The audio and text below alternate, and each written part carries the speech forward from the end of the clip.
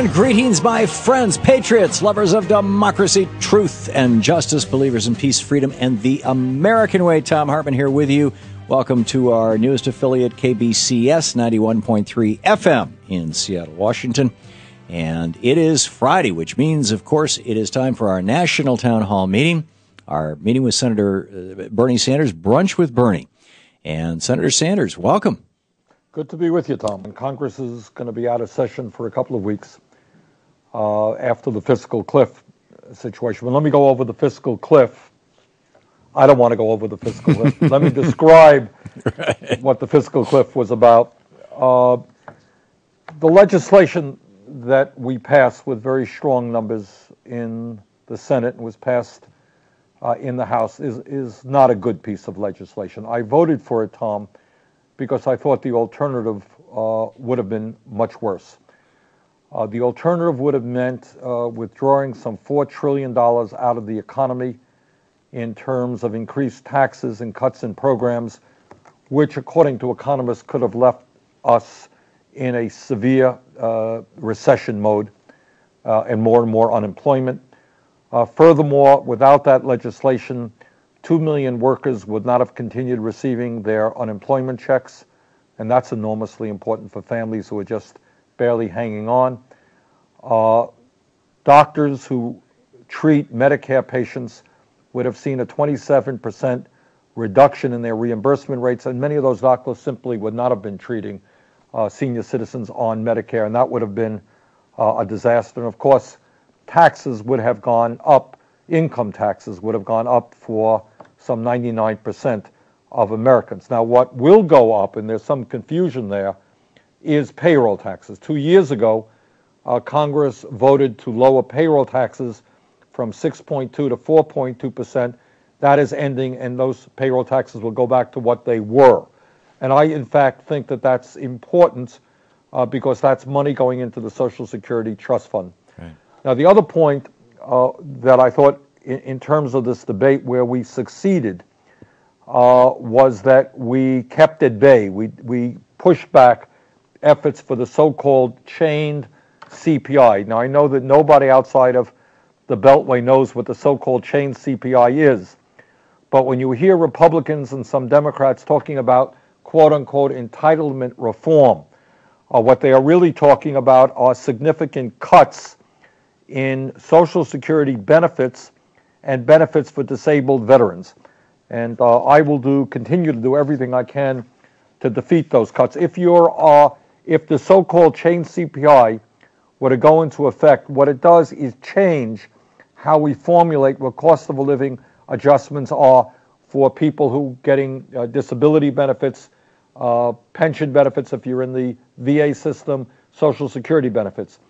If you're 65 today and on Social Security, by the time you're 75, you would lose about $600 a year.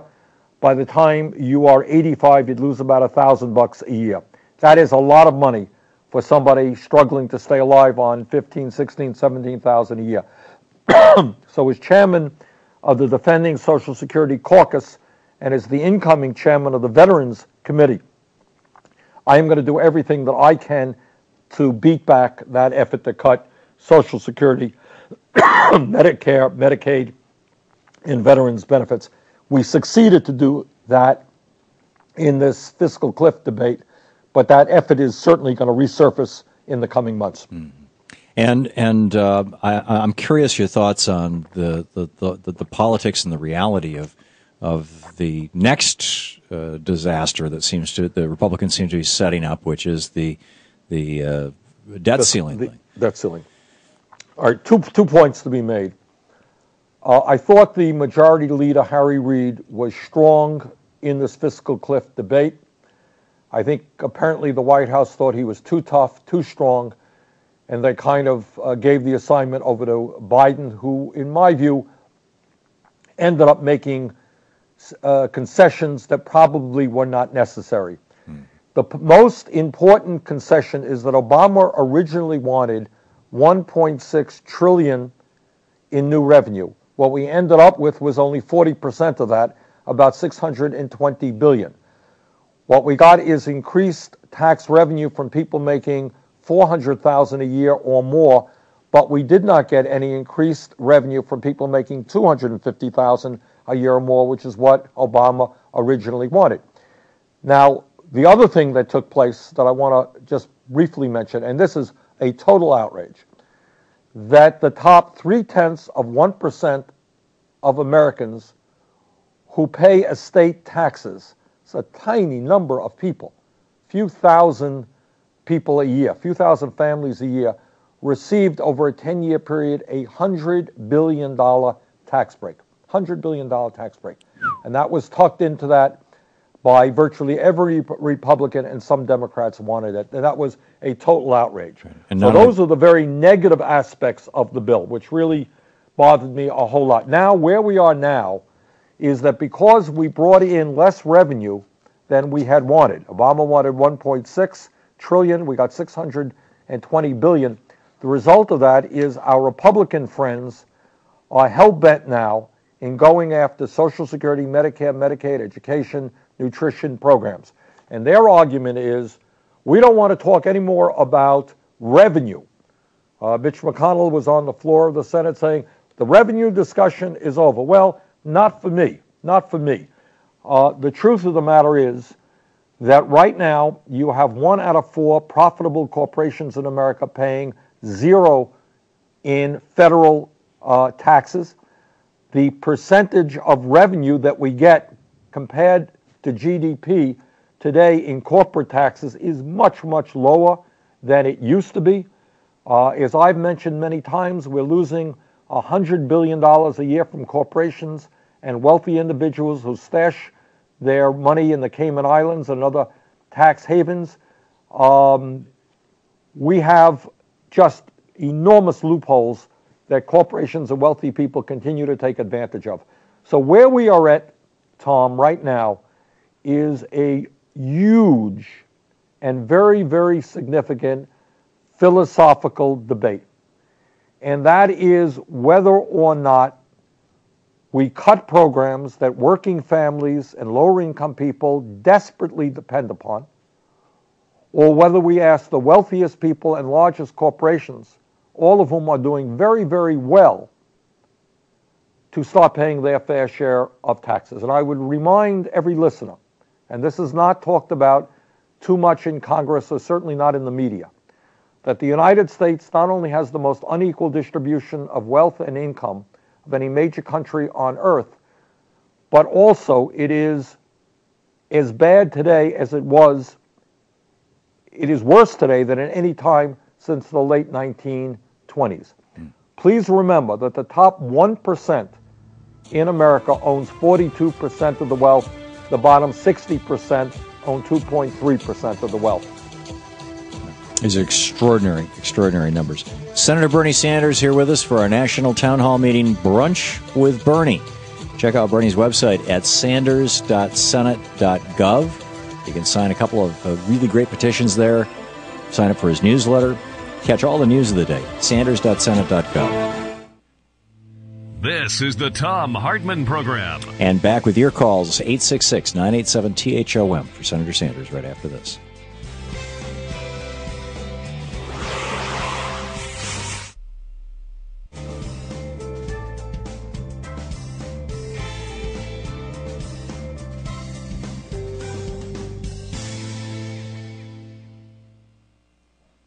Welcome back. And Malcolm in Lone Star, Texas, watching us on Free Speech TV. You're on the air with Senator Sanders. Yes. Hello, Tom. Hello. You're on the air with Bernie Sanders as well, so feel free to ask your question. Hello, Senator Sanders. I've got a question about a problem we have in Morris County in northeast Texas we live in. They shut down a doctor, no warning whatsoever. Good doctor. He's treating a large percentage of the people, of about 30,000 in the county, and they just shut him down completely, leaving people without any medical care whatsoever, other than a few PAs around. And Malcolm, what's the question? all right, my question is, Bernie, do you have any idea of what's going on? It seems like the major medical centers are putting in these little clinics with nothing more than a PA.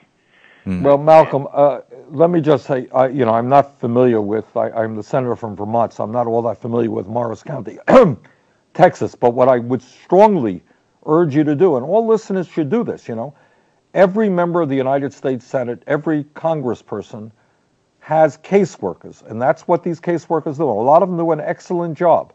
So, Malcolm, what I would do is you can call up your United States senators from the state of Texas, call up your congressperson, and make your complaint known and ask them to address that issue. And people all over the country don't know that, but there are good caseworkers all over in congressional offices, and if you got a problem with the federal government, give them a ring. Is it generally better to call your member of the House of Representatives or one of your two senators? I think you can call, you call people who you feel most comfortable with, but it doesn't hurt to call both your Senate office and your congressional office. Okay. Jim, in Norwood, New Jersey, watching Free Speech TV on DirecTV. You are on the air with Senator Sanders. Yeah, thanks, Tom, and thank you, Senator, for everything you do. I'm 61 years old, and I want to just start off with an observation. I was brought up in white middle-class suburbia in the suburbs outside of New York. When I was a kid, every family had 4 or 5 kids to a family, and none of the mothers worked.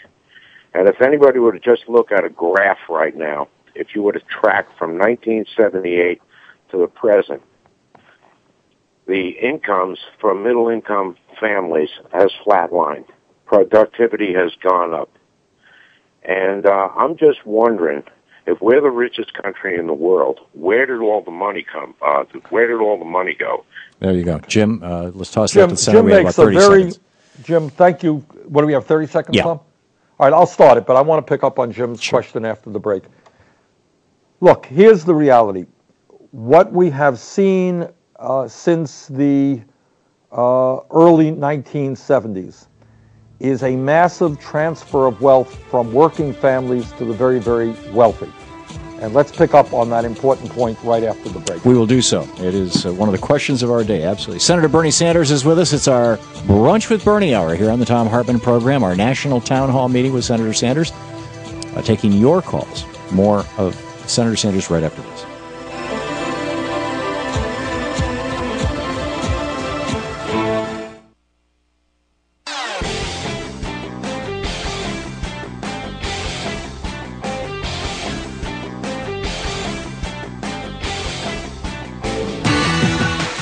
Welcome back to Brunch with Bernie here on the Thom Hartmann Program. Senator Bernie Sanders on the line with us. And Bernie, one of our Free Speech TV callers was just asking, since 78 to today, productivity has gone up, wages have not gone up. Used to be one income could raise a home, could raise 5 kids. Now it can't. What's happened? Well, Jim from New Jersey asked a terribly important question. And what he is really talking about is the disappearance of the working class and the middle class of this country, and a massive shift of wealth that goes to the very wealthiest people in this country. I mentioned earlier that in terms of distribution of wealth, and I want everybody to hear this because you don't hear it very often, but economically what we're looking at is the top 1% owns 42% of the wealth of America.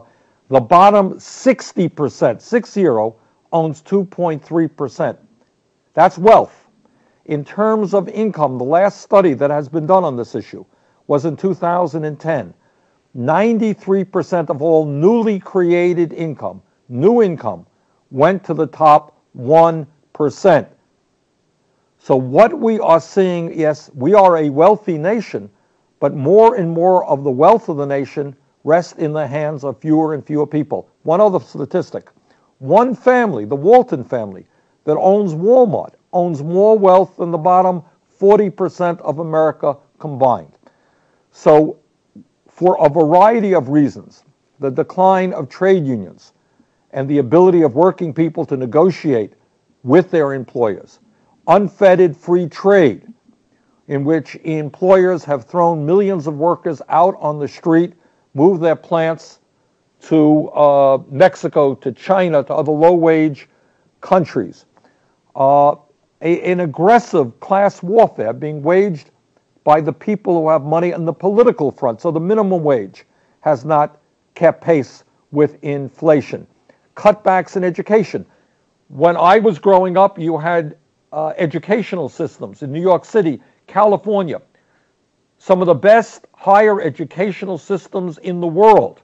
University of California, City University of New York, were virtually free. Now they're not free anymore, they're quite expensive. Young people leaving school deeply in debt. 40, 50 years ago, as Jim indicated, one worker, in those days most often the man, could work 40 hours a week, earn enough money to pay the bills. Now you need husband and wife working incredibly long hours in order to pay the bills. So you add all of that stuff together, what you're seeing, people on top doing phenomenally well, middle class disappearing, poverty at an all-time high. And with all of that wealth, what the big money interests have done is accumulate power, because you got a Citizens United decision out there which now lets them contribute as much as they want into the political process, owning a whole lot of politicians as well. So that is where we are politically and economically. That is the major issue facing our society. And the antidote to that is working people coming together to fight for a progressive agenda which essentially says that in this great nation, all of our people should have a decent standard of living, and we should not have just some people on the top with more wealth than anyone could ever dream of, while so many people are struggling just to stay alive. And that is the issue of the day, in my view, Tom. Sally in New York City, you're on the air with Senator Sanders. Thanks for listening to WWRL. Thank you. And thank you, Senator Sanders, for all the stuff you do, especially defending the post office. I have a question about the post office. We used to have a postal bank, which as I have found out a little bit, it seems to have been defunded but not abolished. We also have a government that pays a lot of benefits, and some of them are paid through benefit cards that are administered by the private banking system, which doesn't do it for free. They take a fee. I'm just wondering if we could take those government payments, revive the postal bank, run the whole thing through the postal bank, therefore we'd get the fees back, and all those post offices that people want to close would then become a great asset because they're everywhere, like ATMs. Sally, thank you for that excellent and thoughtful question. The answer is I agree with you. It is an idea that has popped up. It has met severe opposition from Republicans and some Democrats. What I want to see happen, and I've been involved in this issue now for the last year or so, I want to see the Postal Service provide new services to people, become more important to our society, and maintain or grow jobs. There are other people who want to move it in a very different direction and essentially privatize it, shut down post offices, close processing plants. So one of the areas that I think post offices can play a role is to do exactly what Sally indicated. If you are, an ordinary person or a lower income person, you know what? It's tough to get service through many banks, and the post office could play that role. So I think that's a great idea, Sally. Yeah, Bernie, we have just a minute to the break here. Not enough time to bring in a caller before the bottom of the hour. How goes the battle to save the post office? We passed a reasonably good piece of legislation in the Senate. The House did not act, so that piece of legislation now no longer exists.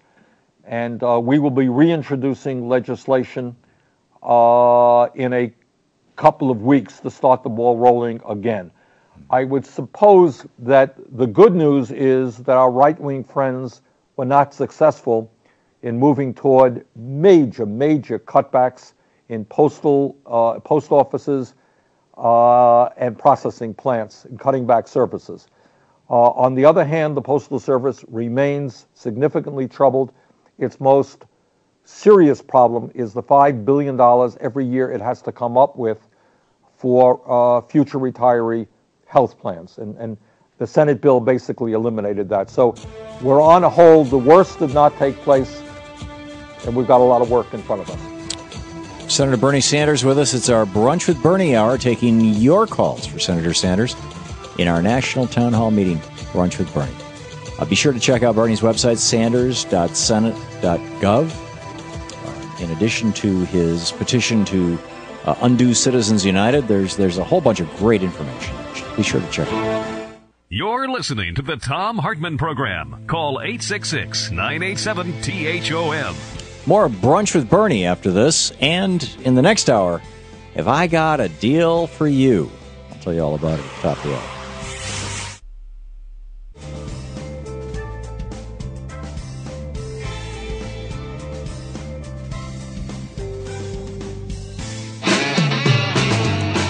Welcome back to Brunch with Bernie, our hour-long national town hall meeting here on the Thom Hartmann Program with Senator Bernie Sanders, taking your questions.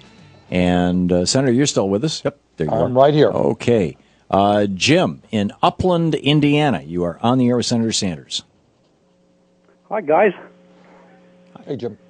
This is Jim, and I live out here in Upland, Indiana. I'm not too far south of where Tom used to live. Mm-hmm. Can you hear me? Yes, sir. And your question? Oh, okay. I'm 68 years old, and I've seen a lot of things come and go in this country. I served 2 tours in Vietnam while I was a lot younger. And my uncle and my granddad, they both served in, one was in WPA and one was in 3Cs. Now, I don't remember anything about it because it was over and done with before I was born. But they both swore that that's what kept their families together and kept things going as young men. And I've read a lot about the WPA and the 3Cs, and there were a lot of things that went on other than just building roads and parks and so forth. As I understand it, there were a lot of artists, there were a lot of craftsmen. There was a lot of things that were built that we still see today that are still being used today. And I'm just wondering if something like this could be reintroduced. I think it would do 2 things. It would get a lot of structures built that need to be built, and it would also, I think, cut down on a lot of crime. There are a lot of guys out here that are desperate for jobs, and they're desperate for ways to feed their families and take care of themselves. And I think it would serve a twofold purpose. If we could get these guys into some kind of a structure, even if it is tents and digging ditches and planting trees and painting buildings and so on and so forth, is there any chance, and I've talked to Evan Bayh and Dick Lugar in years gone by, and they both thought it was a good idea, and I think both of them have talked it over with their constituents, but I don't know that there's been enough.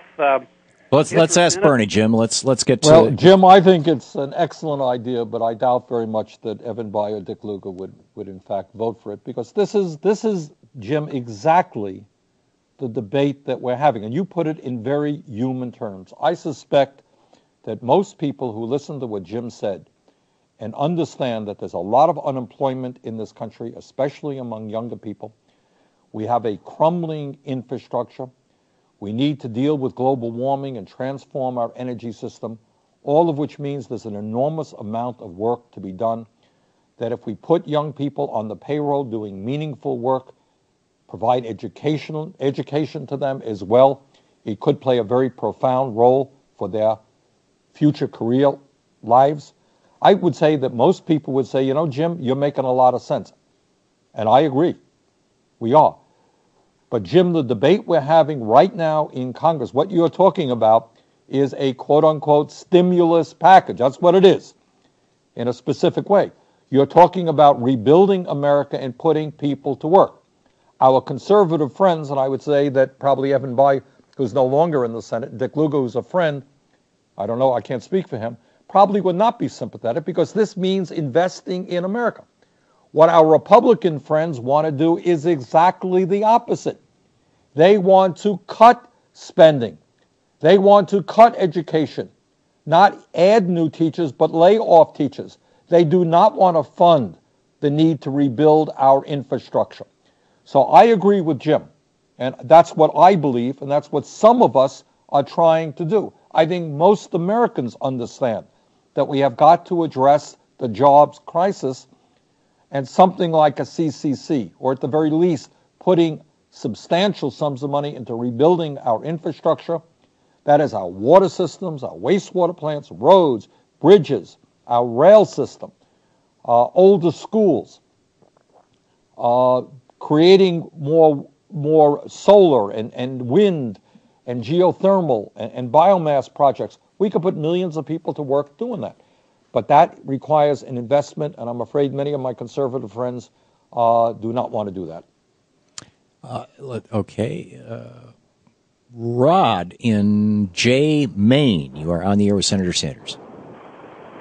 Hello. I just want to thank you very much, Tom, for all that you're doing. And, Senator, thank you very much for putting yourself out here and answering these questions and doing what you do. My big question, I'll get right to the point, is filibustering.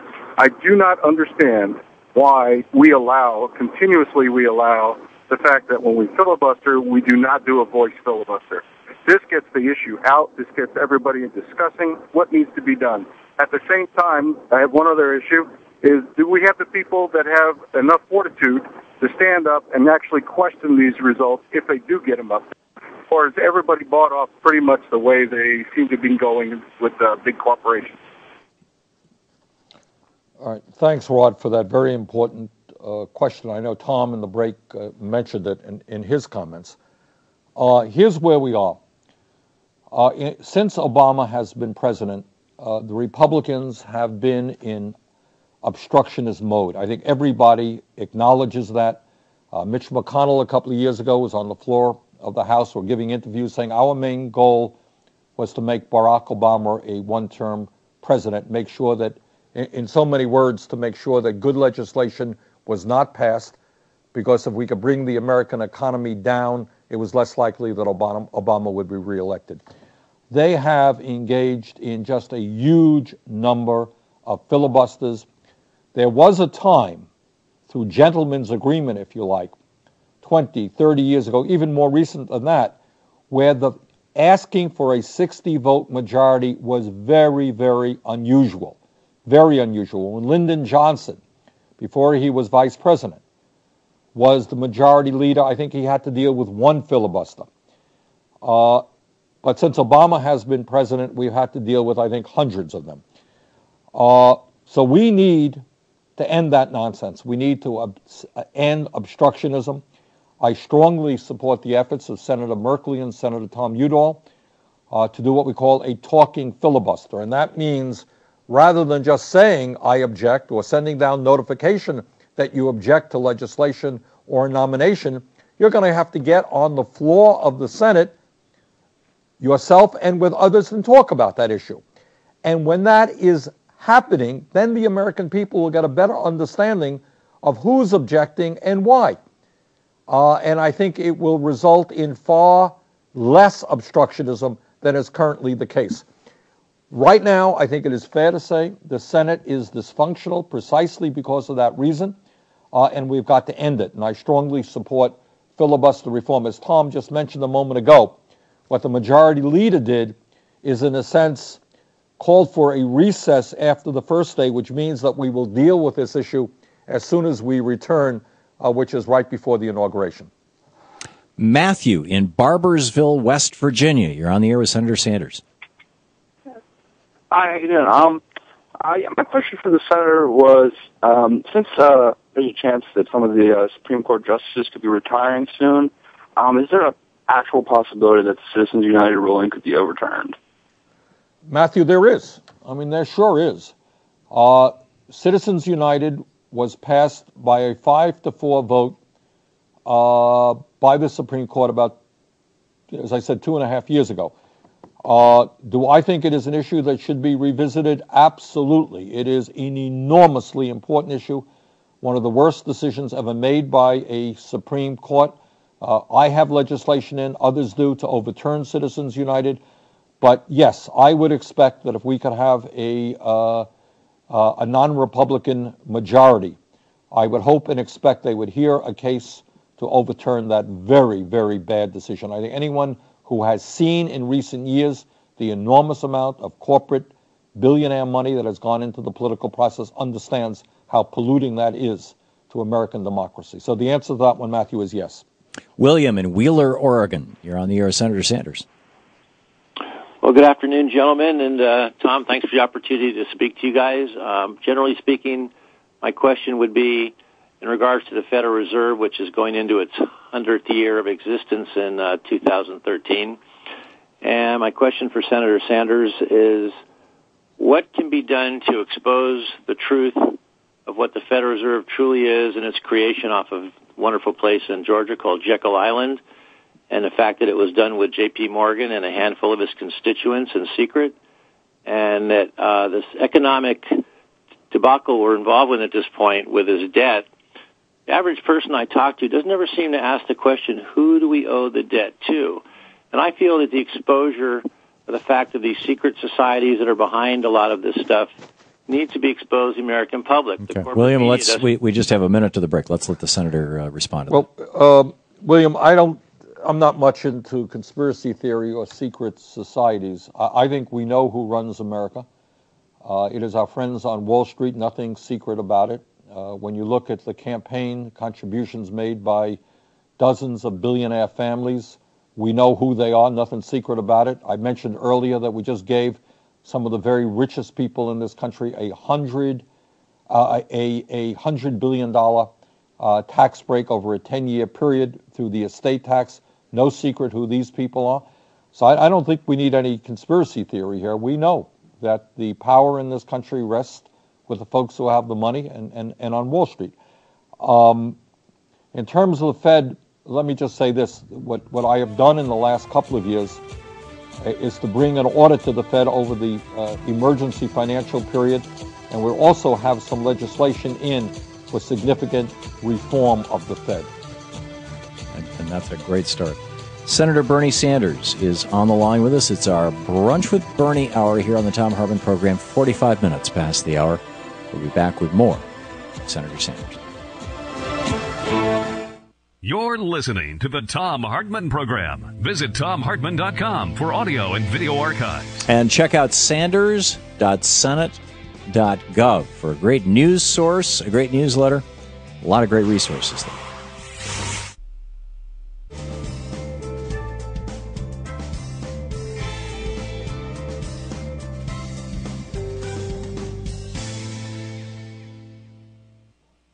Welcome back. Randy in Ogden, Utah. You're on the air with Senator Sanders. Hello, Senator. Hello, Mr. Hartman. I've been wondering, with all these mentionings of cutting entitlements, why we're not discussing cutting corporate welfare, as in tax cuts or straight up paying them, or to corporate farmers that we pay to grow certain crops like tobacco, or not to grow crops at all. I'll listen to you off the air. Thank you. Well, thank you, Randy. That's an excellent question, and that is something that some of us are discussing. The great debate right now that will take place in Congress, and the lines are fairly well drawn, is do we ask the wealthiest people and largest corporations, and as I mentioned earlier, Randy, 1 out of 4 major profitable corporations pays nothing in taxes. And in fact, a few years ago, ExxonMobil, the most profitable corporation in American history, received a rebate from the IRS. Other big oil companies, Wall Street companies, have also in recent years, in a given year, paid nothing in federal taxes. The tax havens that exist in the Cayman Islands, Bermuda, Panama, Switzerland, and elsewhere enable large corporations to stash their money away to avoid paying taxes to this country. And there are many, many other ways. Senate committee was looking at Apple and how they avoid paying taxes, substantial amounts of revenue. So to answer Randy's question, the debate really comes down to whether we ask those corporations to start paying their fair share. Do we go after corporate welfare, which we should? We are giving massive amounts of subsidies to profitable oil companies. That's absurd. Or do you cut programs that working families, the elderly, the children, the sick desperately need? Those are the alternatives. That's the debate. And let me repeat, when you turn on TV tonight and you see some guy get up there and say, we need entitlement reform, that is code language for significant cuts in Social Security, Medicare, Medicaid, veterans programs. That is what they are talking about. Their hope is that the less the American people know what they are talking about, the more likely it is that they will get away with it. Every poll that I have seen tells me that the American people do understand that when the rich are getting richer and when corporations are enjoying record-breaking profits, they have got to start paying their fair share of taxes.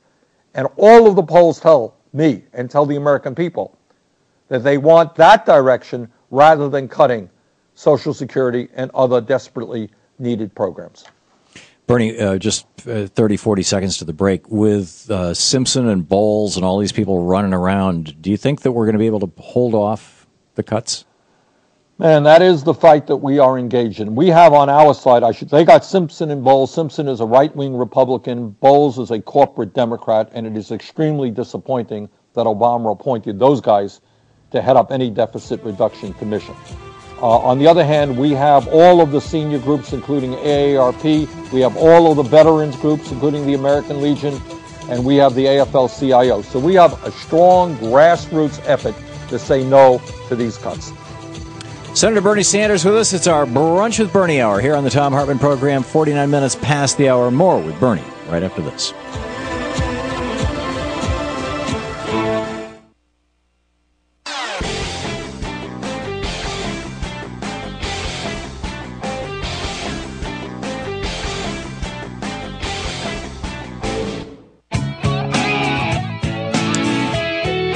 Welcome back to Talk Media for the rest of us, the Thom Hartmann Program. It's our Brunch with Bernie hour. Senator Bernie Sanders on the line, and Don in Rio Rancho, New Mexico. You're on the air with Senator Sanders.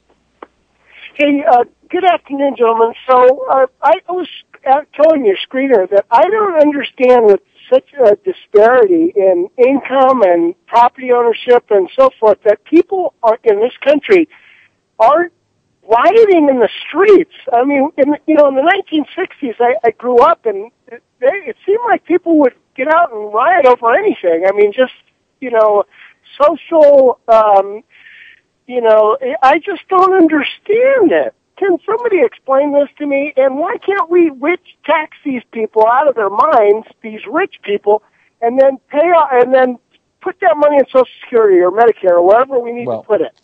Don, it's an interesting question, and what Don is asking, and it's a question that all of us should be thinking about, is when you have a middle class which is disappearing, when you have record levels of poverty, when you have kids coming out of school deeply in debt, when you got 50 million people who have no health insurance, and at the same time when you have the people on top doing phenomenally well, and as I've mentioned before, top 1% owning 42% of the wealth of America, and in 2010, top 1% earning 93% of all new income. What Don is asking, where are the people? Why aren't millions of people standing up and saying to Congress, saying to the president, excuse me, that is not what America is supposed to be about. We need much more equality in terms of the distribution of wealth and income. Don, I don't know the answer to that. I think there are a lot of factors. First of all, the issue of income and wealth inequality is not talked about a whole lot. You can go to the House, you can go to the Senate, not a whole lot of people talk about it. I do, a few other people do, not a whole lot. The media doesn't talk about it. Media, of course, is controlled to a large degree and owned by these same large corporate interests. The other thing is that when people are desperate, they're working long hours. You got people working 50, 60 hours, husbands, wives working. They don't have the energy to get involved in the political process. So, there are a number of reasons why, but Don's point is that in order to change this, people do have to stand up. What I will tell you, there is no state in the country, not the most conservative state in the country, not Utah, not Oklahoma, not Mississippi, where people think that you cut Social Security, Medicare, Medicaid, and education, and you give tax breaks to the wealthy. Nobody believes that, except in the United States Congress, where people get huge campaign contributions from the wealthy and the large corporations. But if people begin to stand up and say, excuse me, enough is enough, Congress has to pay attention to the majority of the people of this country, the working families of this country, and not the billionaires who make campaign contributions. We can turn this thing around on.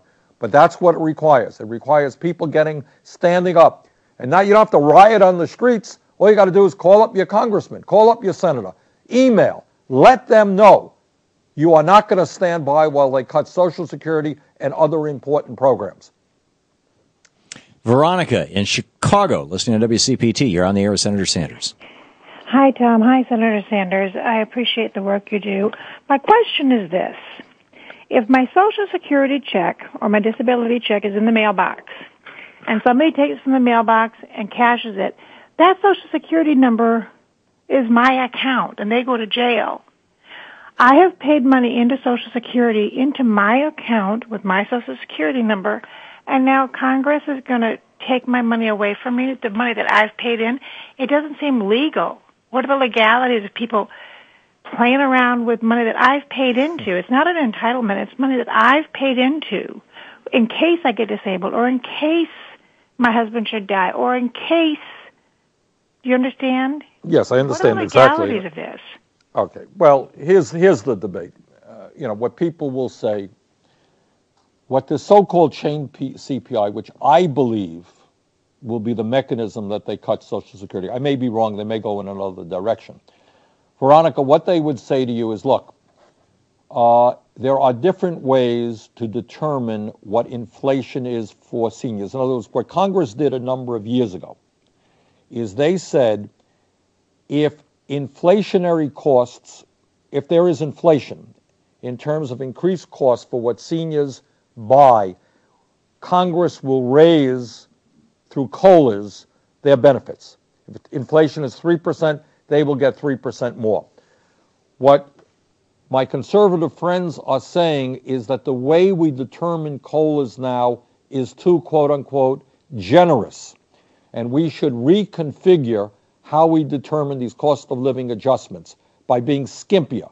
So instead of people getting a 3% increase, maybe they get a 2.25%, 2.5% increase. You add that up over 30 or 40 years, that is a heck of a lot of money. So I don't know that it is illegal. I think it is cruel. I think it is a terrible thing to do to working families. And I think if we stand together, we can defeat that. Bernie, we have about a minute and a half before the end of the hour. I'm curious your thoughts on the year going forward, where we're at, what we should be doing as a people. Okay.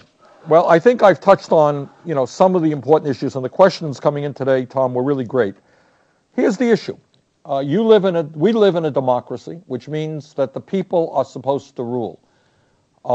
And I can tell you that what the people want is unfortunately very different from what we have over in the Republican House, which is dominated by big money interests, and also different than we have here in the Senate. The people want large corporations and the wealthy to start paying their fair share in taxes in order to help us move to a deficit reduction and to invest in the economy. Jim from Indiana made that point. We need to invest in the economy and create jobs. That is what the people want. A majority of the people in this country understand that global warming is real, that global warming is significantly man-made. It is already causing significant damage. For the sake of the planet, we have got to invest in sustainable energy and cut back on greenhouse gas emissions. So bottom line is, Congress has got to start listening to the people of this country and not just the billionaires and the big campaign contributors. Bernie, thanks so much for being with us.